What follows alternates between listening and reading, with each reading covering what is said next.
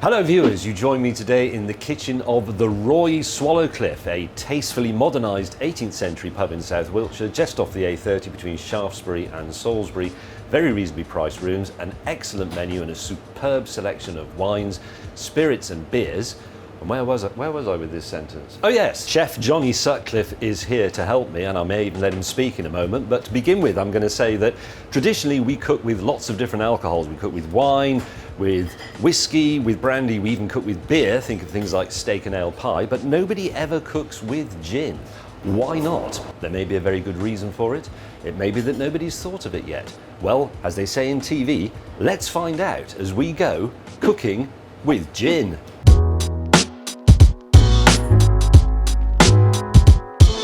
We're going to begin with a French classic, coq au vin, which really means cock in wine. But what if you cooked it in gin? What if you made that coq au gin? Is it possible?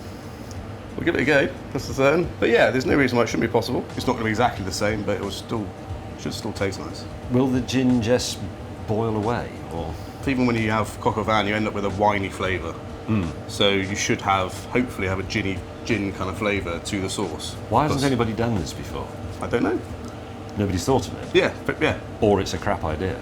Well, you don't know if you don't try, do you? Just to reiterate, and in order to get the plug in, this is being made with James Gin Asian Parsnip, which is available online, selling out very quickly though, so buy now to avoid disappointment. It's basically a pot roast stroke stew. You fry up basically you have chicken, so we got breast, legs and thighs, and then we've got some shallots, bacon, mushrooms, double strength chicken stock, and some herbs to finish it later on.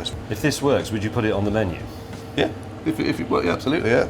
Right, I'll get on with the process now. So is this browning off? Browning off, yeah, it's exactly that, and then deglaze with quite a lot of gin. So again, this is going to be quite an expensive supper option if we charge it properly, because possibly, yeah, it's going to have 20 quid's worth of gin in it, isn't it? Yeah. People will pay a premium for quality. We know that. Absolutely, yeah. That's why they come to this pub.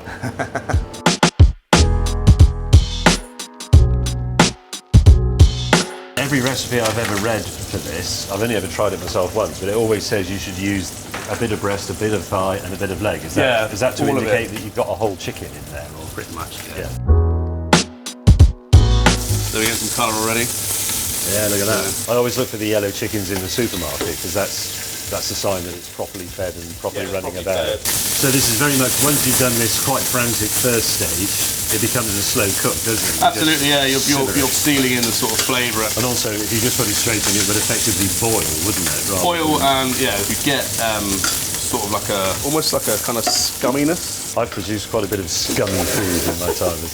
Right, so that's out now. I'm going to go in with some bacon. Why does everything happen so quickly in professional kitchens? If I was doing this at home, it would be at least half an hour browning off the... Is that just because I don't turn things up high enough? No, it's done already. So now I've got some shallots and a couple of garlic cloves. Ooh. They talked about smell-o-vision back in the 1970s. It's never happened. The cooking shows are very popular anyway, but imagine how popular they would be if you could smell it as you watched it. It'd be fantastic. So we've got some butter mushrooms in there, just halved. And in a minute, it's going to be time for the most important ingredient, the gin. How much of that bottle of gin is going to go in this, do you think? I think a good third. Ooh. Just possibly. If you're making a coq au vin, you usually use a bottle of wine. Cheap stuff. Turn it up a little bit and add some gin in. Now, at the moment I can smell garlic, shallots, bacon smells. Let's see how it changes. Oh yes. Actually, that makes a huge difference. Yeah, it does get in your eyeballs a bit, doesn't it? Oh, no, it's very ginny. Hey, this might work.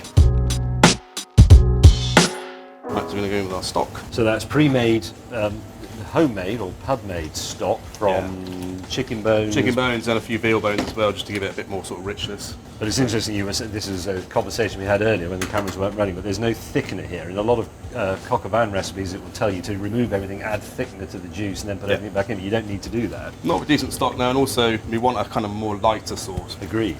So that's pretty much all melted down. I'm going to add the chicken back in.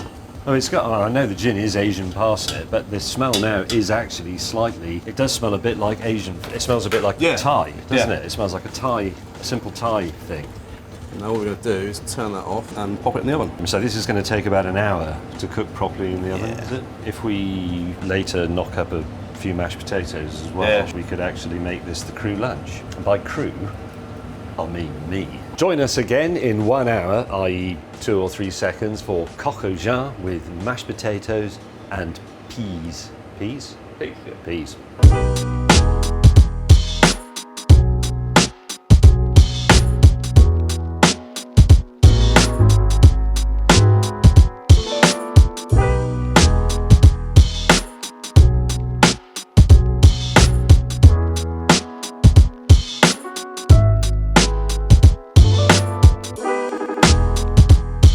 So viewers, this has been a genuine experiment. I haven't tried any of these things yet. I have coq au vin with mashed potato and peas, as requested, in a massive bowls. This is the family portion. I have a tiny bowl. If this is good, we might consider putting it on the menu. If it's bad, I'm going to admit it, because I'm not aware of this ever having been tried before. I've done a fairly thorough search on the internet, by which I mean my staff have, and can't find any reference to it anywhere. So it may be a great innovation. We may have stumbled upon something that nobody's ever thought of. It may have emerged by accident, like polystyrene did, actually, accidentally created in a laboratory while people were trying to do something else.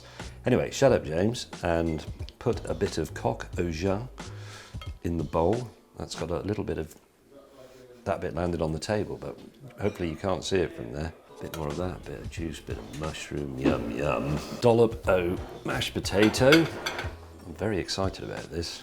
And a few peas. Here we go. Is everybody ready? Could be a seminal moment that's remembered for many centuries to come. There will be a blue plaque outside of the Roy Swallow Cliff, just off the A30 between Shaftesbury and Salisbury, saying this is where coq au vin was invented. I'm just going to try the coq.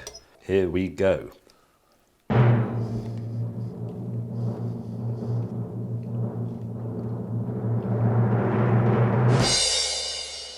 It's delicious. It's genuinely really nice, and it's very light, which I like. I don't like dense, buttery food. This is a stew. There's a little hint of gin in it. Definitely tastes a little bit of juniper. It's not fatty or cloying. It's fresh and light and quite summery. Like, comment, subscribe. Now, I would put that on the menu. However, I only half own this pub, and the staff take no notice whatsoever of any of my suggestions. So what we'll do now is I'll sit and enjoy this. We'll cut and go to Johnny Sutcliffe, chef of the Roy Swallow Cliff, just off the A30, and see what he thinks. Do sit down, chef. I'm not going to tell you what I think. Okay. There's plenty of it. Flood the cowling. I'm just going to try the chicken. Yep. It's really nice. It's all right, isn't it? Yeah, it is really good, yeah. I don't want to say that about my own food, but it is really nice. You do get the gin towards the end. Yeah, gin makes a late appearance with a little bit of dryness and a little bit of spiciness. And it's not as heavy as a regular coq au vin, is it? No, it's lighter. This is the healthy eating option. Coq au vin is coq au vin. Would you put it on the menu? I think it's definitely worth it on the menu, definitely. Do you think people will have it? I suppose if they don't, you just quietly forget about it, like you did with my fish pie. Yeah, I think so, yeah. They might come at a slight premium price, but I mean... I was going to say how much.